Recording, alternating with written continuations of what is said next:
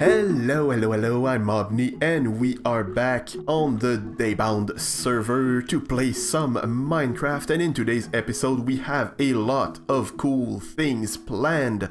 We're gonna build a shop, we're gonna make a few farms, but first of all we need to head to the minigames area because there's something over there that I really need to show you. And that thing that I wanted to show you is that there's no minigame yet in here, so I get to be the first one to build a minigame on the server. Yay! So I'm gonna go ahead and start cleaning out this area here, and then I'm gonna bring you back to show you the game that I'm gonna build. So this is gonna be the idea behind the game. So it's gonna be an obstacle course, something pretty simple. It's the first game on the server, so I don't want to overwhelm people with anything too bad and too complicated. But basically you wait until the blocks are extended and then you jump on them to reach the end of the course. Though you can add a bit of challenge because this one was a bit too easy. So let's say I invert them. I can do something like that. So now I have to time it right, and yeah, I can still make it, but it's a bit harder. I've practiced a bit on that one, so now I'm okay with it, but it took me a while and I missed it a few times already, so it's not that easy. But yeah, that's the idea behind that game. I'm just gonna shut it down because it's annoying. So I'm gonna tear this down. That was just for the demo. I cleared a little area here that should be big enough for the game that I want to build. So I'm gonna start. I'm gonna tear this down. I'm gonna build the game. But before we do any of that, I've been told that I have a gift at my house in Daybound Village. So I'm gonna head over there to see what my gift is. So let's head to my house. Oh, I'm gonna pick some berries because I go through a lot of those every few meters. They're a very bad food source, let's be honest. And what is the...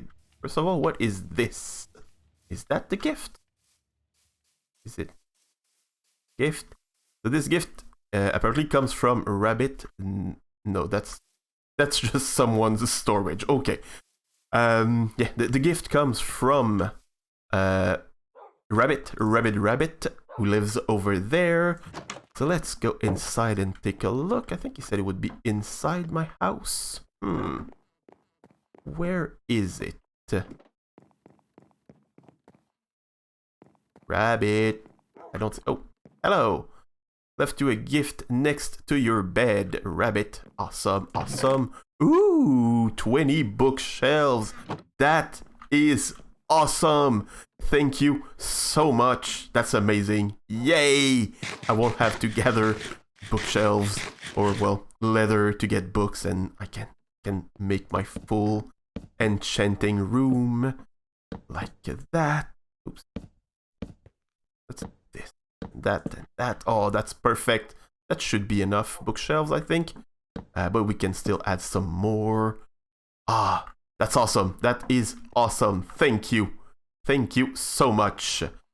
I'm gonna put those here. I'm gonna sleep because it's nighttime. And while we are here, I'm gonna work a bit on the walls of the house because I've gathered all of your comments on well, your suggestions for the walls, I should say. So yeah. Why didn't I bring my stuff?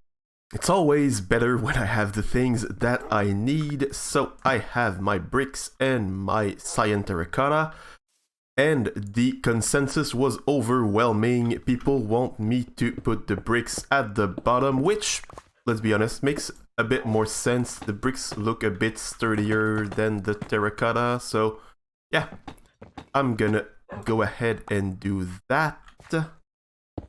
Let's place this here, something like that. So I'm gonna do that all around the house. Does it look good from that side? Yeah, okay, that's good. That's good. And also about the windows, people were well, divided about that. So yeah, I'm still not sure. I think I'm gonna try only one window, but I think that one thing that I kind of realized was that the windows need to have a bit more than just, you know, a window in the middle of the wall. So there's something that I tried. Where's my axe? I don't have my axe. Well, I can't find my axe anywhere, so I'm gonna break this by hand. But what I realized, as I was saying, is that the walls need to have a bit more than just the window. And I looked at some designs, and I also had a suggestion to add a bit of an awning on the window, and that could work. Sorry, I heard something walking behind me. I got scared. That wouldn't really work all that well with the design that I have. And I don't want to put something too heavy because I don't want to distract or cover the wall itself. So I thought I'm just gonna hang some stuff on the wall. So let's say like a lantern here, maybe just some chains hanging down. Same thing here, and I could also add some flower pots. I don't have any right now, but when I manage to find some, I'm gonna add some of those around the house. So I think that will help keep a kind of a filled in feeling on the wall, like it's not just a plain wall. So yeah, that's what I'm gonna work on now. I'm not gonna show you the end result right now because, as I said, I don't have anything to make flower pots. So yeah, but I'm probably gonna come back here at the end of the episode to show you the end result. And now I'm gonna go back to work on the minigame. And the game is almost done. It's actually it's fully functional, but it's just very, very ugly. So I'm not gonna keep that dirt wall. Of course, I have a better wall pattern in mind, and I'm gonna show it to you. But I'm gonna show it to you on the ground because it's gonna be a bit easier to build on camera. So basically, the idea is I'm gonna have some pieces of polished basalt spread around here and there, placed kind of randomly. And these pieces, well, they're gonna show the top face here. And from each one of them, there's gonna be other pieces of polished basalt sticking out from the sides, like so. And they're gonna be placed sideways, so it kind of makes some little plus signs everywhere. And then we're gonna extend these little horizontal lines. They're gonna extend until they reach an obstacle. So let's say like it's that, like that. This would extend here, and this one wasn't as good as it could have been, but let's put it like that because there's something else that's gonna happen with this.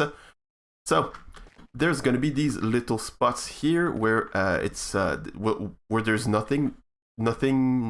polished basalt can extend to these blocks here. So I'm gonna put some blue terracotta. Not there. There we go, like that.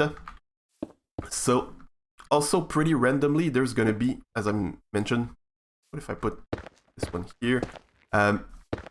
There's gonna be some pieces of blue terracotta here and there to put a bit more color. So it's a bit of an unusual pattern, but I think it's gonna work well with the design here. So I'm gonna go ahead and build that on the wall right now. It's done, it is finished, so let's take a look at it in action. So first of all, we come through here, through the door, and we flick the lever here, and now the blocks start sticking out of the wall, so you can jump on them and find your way up on top of that gold block here, where you will obtain a little token that can serve two different purposes. The first one being, of course, the bragging rights, and the second one is to open a shortcut back to that gold block here to start playing on the level 2, which is gonna be, you know, playable once I build it, but not today. It's gonna happen sometime eventually, but not today because we have a lot more stuff to do for this episode. As I said earlier, I want to open a shop, and to open that shop I need to get a few farms rolling, so I'm gonna head to the area where I started my mine in the last episode, and I'm gonna start gathering or trying to herd some sheep. Turtle, can you please leave my boat alone? Thank you. So let's head over there and start herding sheep.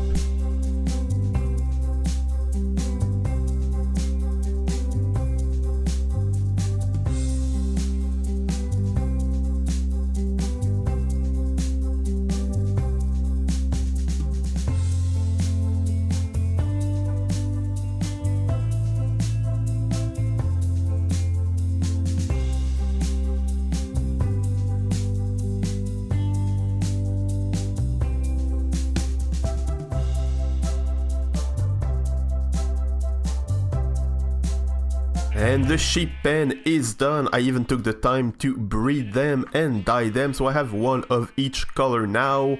We are in business with that thing, and I did all of that while keeping an eye on that little thing here. I don't know what that is. And I didn't investigate beforehand because I wanted to do it on camera, so let's go and take a look. A regular dirt tent for research stuff. Ari Llama. Ari, that's weird. Sneaking around, making camouflage tents near people's base. What's in there? There's a bed and a crafting bench. Nothing else? Okay, there doesn't seem to be anything dangerous, so we'll just keep an eye on that while we work on the next step of our business plan, which is to get a lot of bees. So I'm gonna need, I think I got some birch saplings and some flowers, and I'm gonna need more bone meal. I have bones, I think. Yeah, I got bones, but I want to keep them for dogs. So we're gonna have to, I guess, head back to town to get more bone meal, and then we're gonna be able to grow more birch trees to get some bee nests or beehives. I don't remember. Anyway, we'll get bees eventually. That's what counts.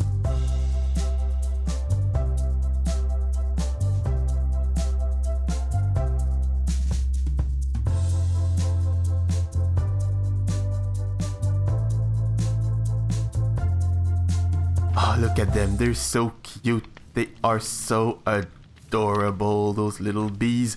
So we have all the bees that we need for our shop. So we're gonna be selling beds and bugs.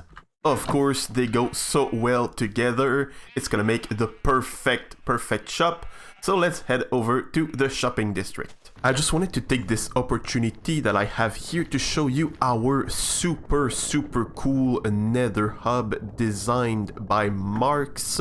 There's gonna be a link in the corner if you want to see the video where he built this, but it looks so cool, and it leads directly to the shopping district. So let's head over there. And this is our shopping district. There aren't many shops yet, but there's gonna be a lot pretty soon, I'm sure of it. 3 here, okay, there's gonna be 3 there apparently. So there's a bookshop made by, I think it's Marks as well, I think. There's an axolotl shop made by Sev. This one I think is a spoiler, so I'm gonna look away. And we have an explosives shop by Lee, where we can buy, yeah, detonation depot. So we can buy fireworks and gunpowder and all that stuff. And I'm gonna be, well, my shop is gonna be set right here on this spot here, and it's gonna be a corner shop. So I'm probably gonna extend this road here a bit more that way. So I'm gonna landscape the place a tiny little bit, and then we're gonna be ready to build the shop. And the shop is almost finished. There's just a little thing that I want to add on camera, but first let's take a look at the outside. So we have those windows here that allow us to look inside, but we mostly have those little signs on top. So first here, beds and bugs. We have a bed and we have a bug. That's perfect. It shows exactly what we're in for when we come inside this shop.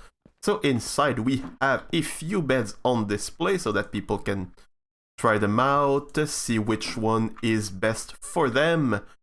And we have the chests here that contain our stock. So buy a bed, get bugs for free. I think it's a great deal.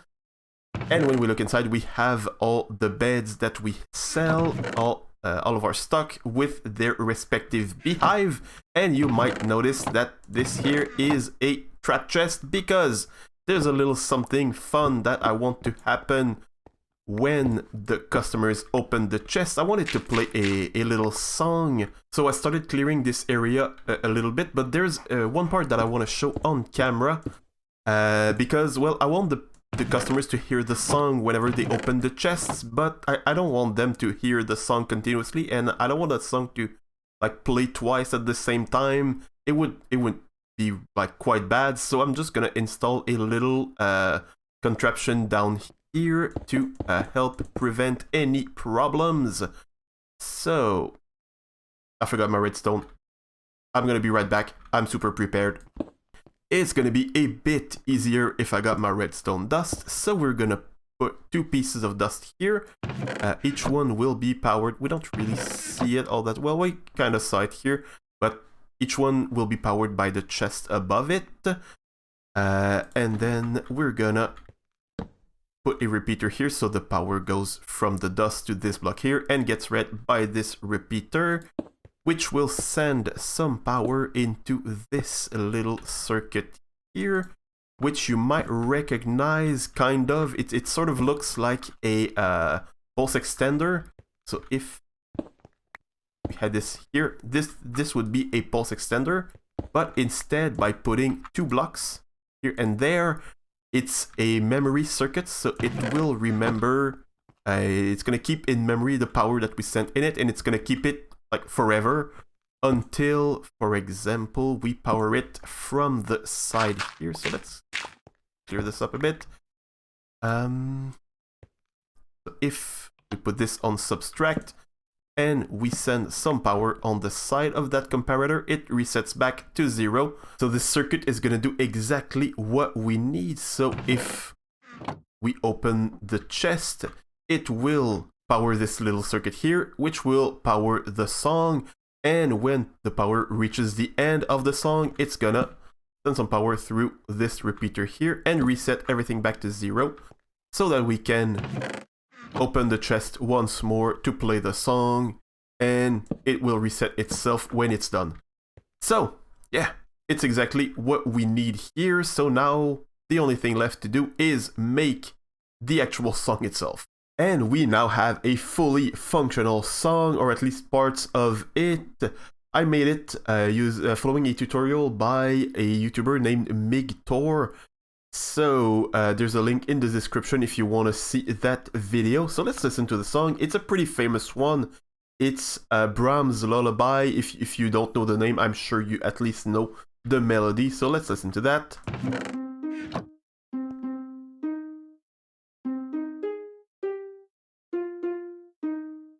So yeah, I'm pretty sure most of you have heard that song before. Also, I switched this little circuit here, switched it around because there was something wrong happening. It was kind of made backwards with the output here, or the input here, to reset it.